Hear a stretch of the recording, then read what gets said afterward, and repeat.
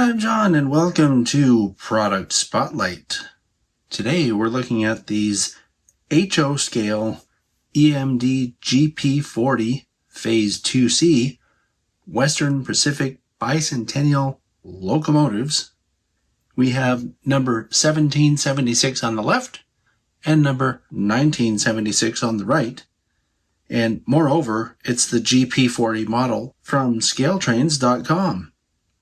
These models come from the RivetCounter line, and they're listed for $199.99 as the DCC Ready version, and $299.99 as the DCC and Sound Equipped version. The DCC and Sound Equipped version comes with ESU version 5 DCC. We're going to take a look at both of these in this spotlight. ScaleTrains offers a number of different road names and road numbers for this GP40 model. So your best bet would be to go to the ScaleTrains website and see if they have what you're looking for. Now, while I'm at this, I might as well explain to you that these models don't come as a set. They're sold separately. Each one comes with its own hard cardboard box with a clamshell case inside, as well as these owner's manuals, which have all the information you need to take care of the model and do whatever you need to do with the model. All right, so because we're going to be looking at both of these models on the same spotlight, I'll try to point out differences on them as we do a once around on both models. And the first thing I noticed when I took them out of the box was that the 1776 has this special American flag on it, and the 1976 has a different American flag on it, one that's more modern. The paint and markings on both models is exceptional. The white paint is applied thin and evenly, and something else that's really cool is that both models have the photo-etched grille detail toward the back there. I think these are some kind of intake grills. And this looks to be a photo-etched piece as well, right, on both models.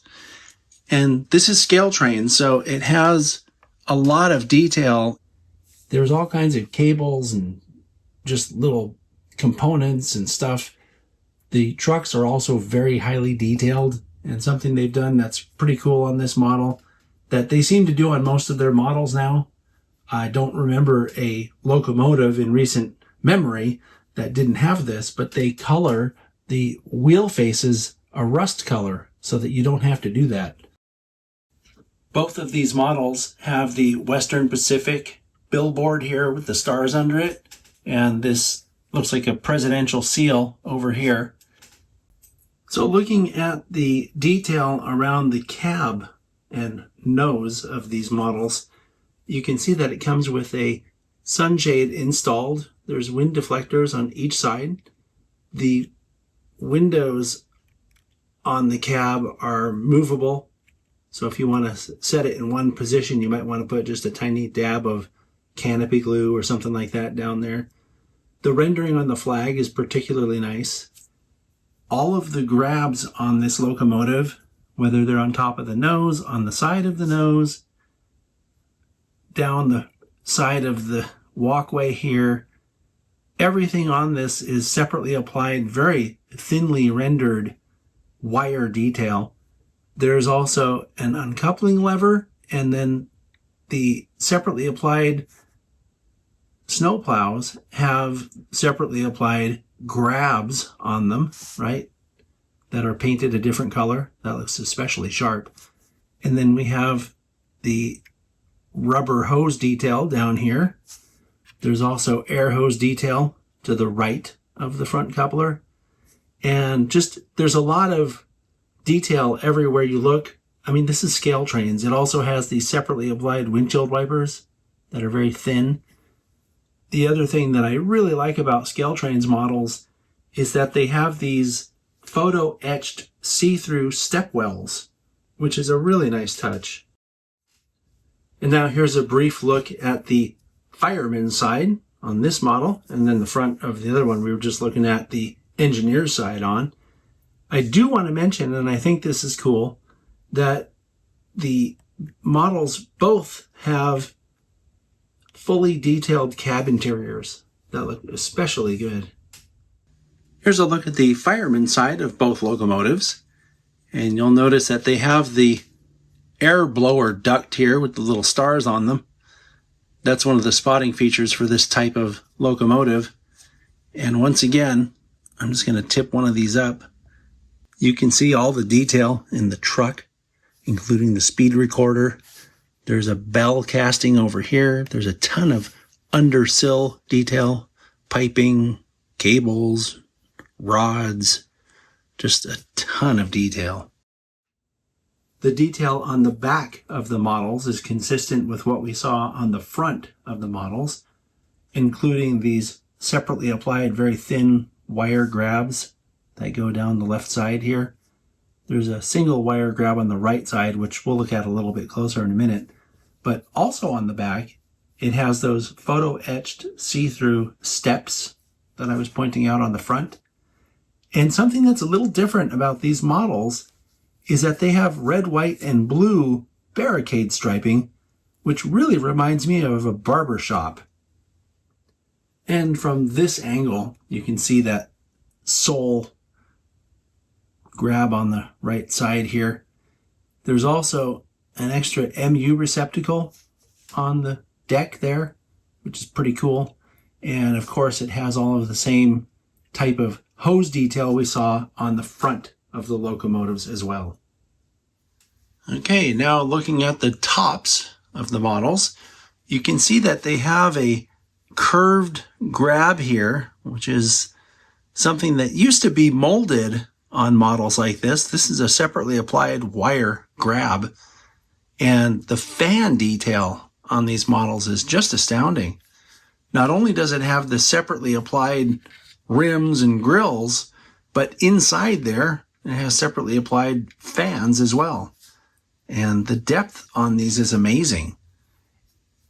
Also, they have the firecracker antenna right here on the cab, and the horns are also up here on the cab roof.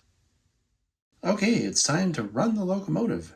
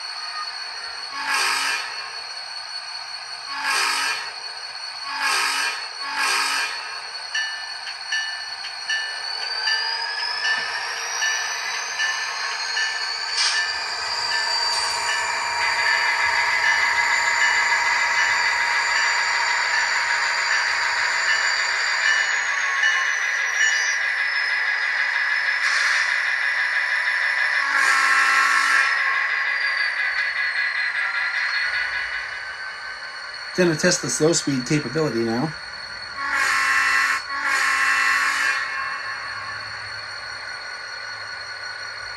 I've set it on 1 on the throttle.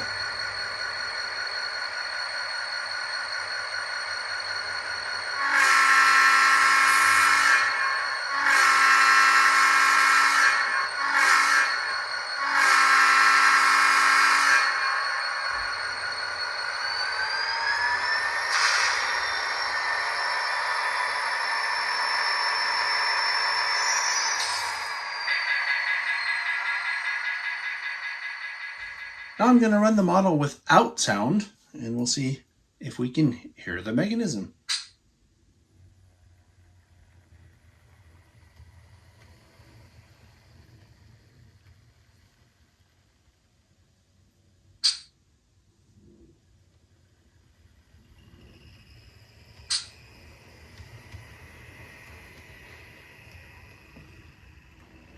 It's pretty smooth and quiet, actually.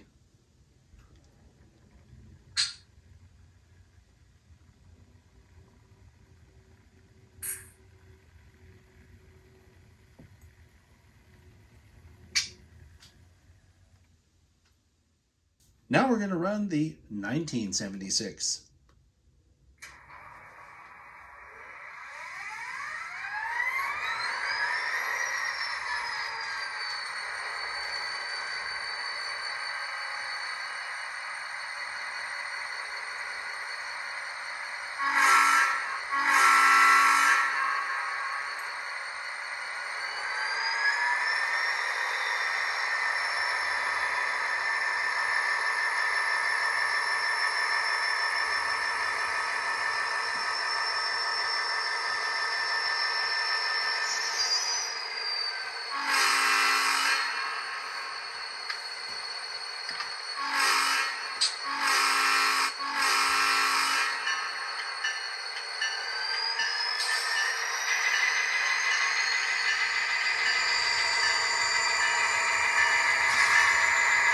Did I mention these models are very loud?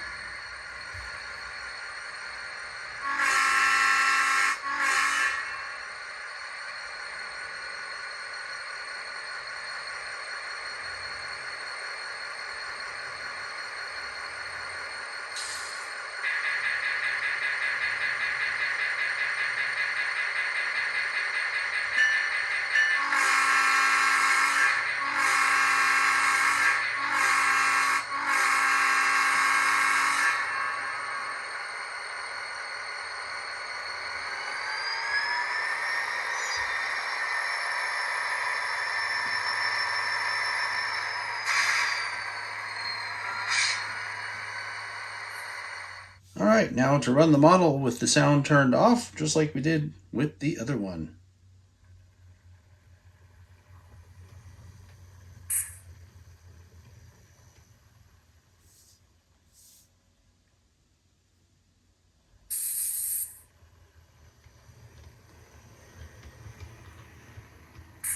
Seems mostly identical to me.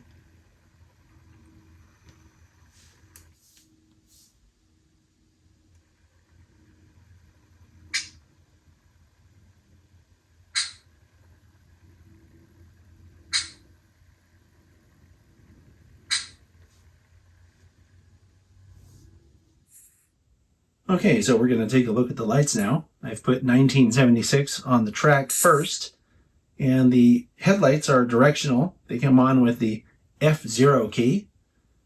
And then if you push F5, it turns on the classification lights. And this is kind of cool because the classification lights will cycle through all the different colors.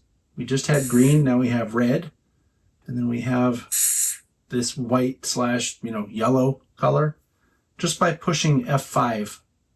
Every time you push F5 again, it turns it off and then changes the colors. Pretty cool. F6 turns on the oscillating headlight that's in the nose. And when you push F8, a whole bunch of stuff comes on, including the number boards, the ground lights.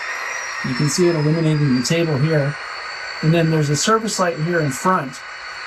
And there's more service lights on the other side of the locomotive, which we'll look at here in a second.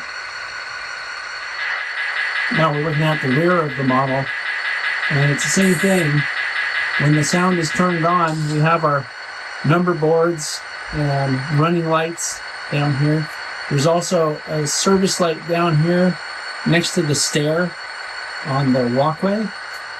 That way the crew doesn't trip and hurt themselves, right?